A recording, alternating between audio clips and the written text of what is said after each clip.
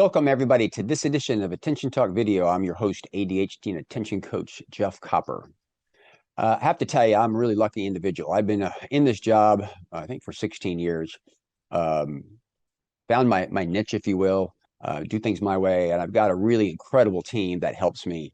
I remember years ago, like 5 or 6 years ago, I was talking to Susan Kaufman at the time when she was the head of Attitude magazine, and she referenced my staff. At the time, and I have a different staff right now, and it's a little bit different. But at the time, I said, I had a minimum wage employee that did social media for 2 hours a week.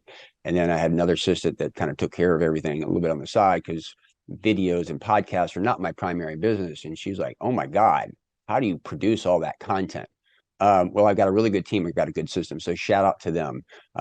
Linda, Pam, Jan, Wendy, Christina, and there's another Christina out there. Anyway, that being said, so recently, one of my assistants came to my attention, and they talked about an interaction they had with their child.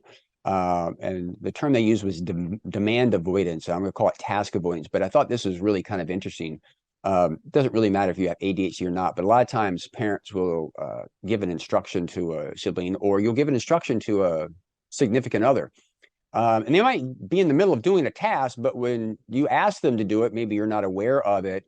By asking them to do it, there's an emotional reaction and they don't want to do it. And so in that moment, they're in the middle of it and they find themselves when you make that request, but they no longer want to do it.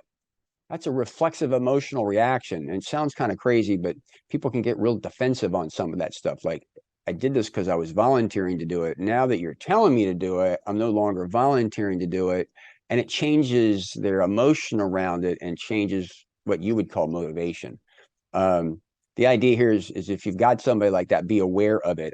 I've coached a number of people before that have ADHD, and they kind of like affirmation. They like to be noticed. And often they're doing a task because they want to be noticed by you, not because they're required to do the task.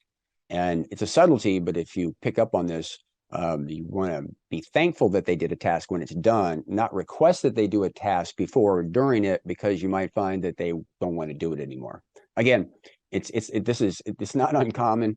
A lot of people don't recognize it, but if you pay attention to what other people are paying attention to, this might actually be a helpful tip for you. So with that, if you're a new subscriber or new viewer, please subscribe to our channel by hitting the subscribe button.